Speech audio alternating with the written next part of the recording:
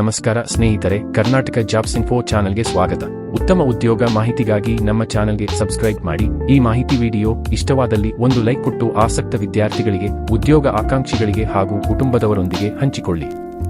ಭಾರತೀಯ ರೈಲ್ವೆ ಮಂಡಳಿ ನೇಮಕಾತಿ 2026. ಭಾರತೀಯ ರೈಲ್ವೆ ನೇಮಕಾತಿ ಮಂಡಳಿಯು ಖಾಲಿ ಇರುವ ವಿವಿಧ ಜೂನಿಯರ್ ಎಂಜಿನಿಯರ್ ಮತ್ತು ಡಿಪೋ ಮೆಟೀರಿಯಲ್ ಸೂಪರಿಂಟೆಂಡೆಂಟ್ ಹುದ್ದೆಗಳಿಗೆ ನೇರ ನೇಮಕಾತಿ ಮೂಲಕ ಹುದ್ದೆಗಳನ್ನು ಭರ್ತಿ ಮಾಡಲು ಅಧಿಕೃತ ಅಧಿಸೂಚನೆ ಪ್ರಕಟಿಸಿ ಅರ್ಜಿಗಳನ್ನು ಆಹ್ವಾನಿಸಿದ್ದು, ಸದರಿ ನೇಮಕಾತಿಗೆ ಸಂಬಂಧಿಸಿದ ಮಾಹಿತಿ ಮುಂದಿನಂತಿದೆ. ಆಸಕ್ತ ಮತ್ತು ಅರ್ಹ ಅಭ್ಯರ್ಥಿಗಳು ಸೂಚಿಸಿರುವ ಕೊನೆಯ ದಿನಾಂಕದೊಳಗೆ ಅಧಿಕೃತ ಜಾಲತಾಣದಲ್ಲಿ ಆನ್ಲೈನ್ ಮೂಲಕ ಮಾತ್ರ ಅರ್ಜಿಯನ್ನು ಸಲ್ಲಿಸಬಹುದಾಗಿರುತ್ತದೆ. ನೇಮಕಾತಿ ವಿವರ: ಬೆಂಗಳೂರು ವಲಯದ 298 ಹುದ್ದೆಗಳು ಸೇರಿ ಒಟ್ಟು ಹುದ್ದೆಗಳು 3993. ಪೂರ್ಣವಾದ ವಲಯ ಹಾಗೂ ಮೀಸಲಾತಿ ಹಂಚಿಕೆ ತಿಳಿಯಲು ಅಧಿಸೂಚನೆಯ 35ನೇ ಪುಟದಿಂದ ಗಮನಿಸಿ. ವಿದ್ಯಾರ್ಹತೆ: ಮೆಕ್ಯಾನಿಕಲ್, ಎಲೆಕ್ಟ್ರಿಕಲ್ ಅಥವಾ ಎಲೆಕ್ಟ್ರಾನಿಕ್ಸ್ ಜೂನಿಯರ್ ಎಂಜಿನಿಯರ್ ಹುದ್ದೆಗೆ ಮಾನ್ಯತೆ ಪಡೆದ ವಿಶ್ವವಿದ್ಯಾಲಯ ಅಥವಾ ಸಂಸ್ಥೆಯಿಂದ ಮೆಕ್ಯಾನಿಕಲ್, ಎಲೆಕ್ಟ್ರಿಕಲ್ ಅಥವಾ ಎಲೆಕ್ಟ್ರಾನಿಕ್ಸ್ ಎಂಜಿನಿಯರಿಂಗ್ ವಿಭಾಗದಲ್ಲಿ 3 ವರ್ಷಗಳ ಎಂಜಿನಿಯರಿಂಗ್ ಪದವಿ ಅಥವಾ ಡಿಪ್ಲೊಮಾವನ್ನು ಪಡೆದಿರಬೇಕು.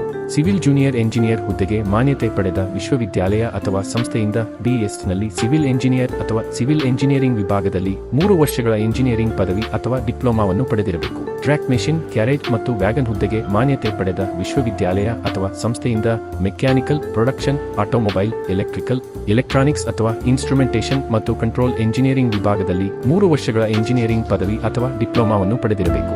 ಪ್ರೊಡಕ್ಷನ್, ವರ್ಕ್ಶಾಪ್ ಮತ್ತು ಉತ್ಪಾದನೆ ಹುದ್ದೆಗೆ ಮಾನ್ಯತೆ ಪಡೆದ ವಿಶ್ವವಿದ್ಯಾಲಯ ಅಥವಾ ಸಂಸ್ಥೆಯಿಂದ mechanical, electrical, electronics, manufacturing, mechatronics, industrial, machining, instrumentation ಮತ್ತು control, tools and machining, tools and die making, automobile ಅಥವಾ ಪ್ರೊಡಕ್ಷನ್ ಎಂಜಿನಿಯರಿಂಗ್ ವಿಭಾಗದಲ್ಲಿ 3 ವರ್ಷಗಳ ಎಂಜಿನಿಯರಿಂಗ್ ಪದವಿ ಅಥವಾ ಡಿಪ್ಲೊಮಾವನ್ನು ಪಡೆದಿರಬೇಕು.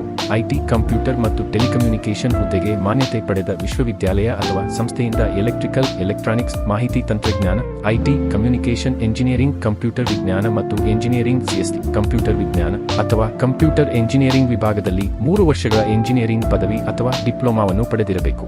ಈ ಎಲ್ಲಾ ಹುದ್ದೆಗಳಿಗೂ ತಿಳಿಸಿರುವ ವಿಭಾಗಗಳಲ್ಲಿ ಬರುವ ಉಪಸ್ಟ್ರೀಮ್ಗಳ ಸಂಯೋಜನೆಯನ್ನು ಬೇರೆ ಯಾವುದೇ ಪದವಿಯಡಿಯಲ್ಲಿ ಓದಿದವರು ಕೂಡ ಅರ್ಹರಾಗಿರುತ್ತಾರೆ ಹಾಗೂ ಅದೇ ವಿಭಾಗದಲ್ಲಿ BE, BTech-ನಂತಹ ಉನ್ನತ ಅರ್ಹತೆ ಉಳ್ಳವರು ಕೂಡ ಅರ್ಜಿ ಸಲ್ಲಿಸಲು ಅರ್ಹರಿರುತ್ತಾರೆ. ಡಿಪೋ ಮೆಟೀರಿಯಲ್ ಸೂಪರಿಂಟೆಂಡೆಂಟ್ ಹುದ್ದೆಗೆ ಮಾನ್ಯತೆ ಪಡೆದ ವಿಶ್ವವಿದ್ಯಾಲಯ ಅಥವಾ ಸಂಸ್ಥೆಯಿಂದ ಯಾವುದಾದರೊಂದು ವಿಭಾಗದಲ್ಲಿ 3 ವರ್ಷಗಳ ಎಂಜಿನಿಯರಿಂಗ್ ಪದವಿ ಅಥವಾ ಡಿಪ್ಲೊಮಾ ಪಡೆದಿರಬೇಕು. ಅದೇ ವಿಭಾಗದಲ್ಲಿ BE, BTech-ನಂತಹ ಉನ್ನತ ಅರ್ಹತೆ ಉಳ್ಳವರು ಕೂಡ ಅರ್ಜಿ ಸಲ್ಲಿಸಲು ಅರ್ಹರಿರುತ್ತಾರೆ. ವಿವರವಾದ ವಿದ್ಯಾರ್ಹತೆ ಮಾಹಿತಿ ತಿಳಿಯಬೇಕಾದಲ್ಲಿ ಅಧಿಸೂಚನೆಯ ಪುಟ 31ರಿಂದ ಗಮನಿಸಿ. ವಯೋಮಿತಿ: ಕನಿಷ್ಠ 18 ವರ್ಷ ತುಂಬಿರಬೇಕು. ಗರಿಷ್ಠ 33 ವರ್ಷ ವಯೋಮಿತಿ ಮೀರಿರಬಾರದು. OBC ವರ್ಗದ ಅಭ್ಯರ್ಥಿಗಳಿಗೆ 3 ವರ್ಷ, ಪರಿಶಿಷ್ಟ ಜಾತಿ, ಪರಿಶಿಷ್ಟ ಪಂಗಡ ಅಭ್ಯರ್ಥಿಗಳಿಗೆ 5 ವರ್ಷ ವಯೋಸಡಿಲಿಕೆ ನೀಡಲಾಗಿದೆ. ಪೂರ್ಣ ವಯೋಸಡಿಲಿಕೆಯ ಬಗ್ಗೆ ತಿಳಿಯಲು ಅಧಿಸೂಚನೆಯ ಪುಟ 9ನ್ನು ಗಮನಿಸಿ. ಆಯ್ಕೆ ಪ್ರಕ್ರಿಯೆ: 2 ಹಂತದ CBT ಪರೀಕ್ಷೆ ನಂತರ ದಾಖಲಾತಿ ಪರಿಶೀಲನೆ ಮತ್ತು ವೈದ್ಯಕೀಯ ಪರೀಕ್ಷೆ ಆಧಾರದ ಮೇಲೆ ಆಯ್ಕೆ ಮಾಡಲಾಗುವುದು. ಅರ್ಜಿ ಶುಲ್ಕ: ಪರಿಶಿಷ್ಟ ಜಾತಿ, ಪರಿಶಿಷ್ಟ ಪಂಗಡ, ಅಲ್ಪಸಂಖ್ಯಾತರು ಅಥವಾ ಆರ್ಥಿಕವಾಗಿ ಹಿಂದುಳಿದ ವರ್ಗ, ಮಾಜಿ ಸೈನಿಕ, ವಿಶೇಷ ಚೇತನ, ತೃತೀಯ ಲಿಂಗ ಹಾಗೂ ಮಹಿಳಾ ಅಭ್ಯರ್ಥಿಗಳಿಗೆ 250 ರೂಪಾಯಿಗಳನ್ನು ನಿಗದಿಪಡಿಸಿದೆ. ಉಳಿದೆ ಅಭ್ಯರ್ಥಿಗಳಿಗೆ 500 ರೂಪಾಯಿಗಳನ್ನು ನಿಗದಿಪಡಿಸಿದೆ.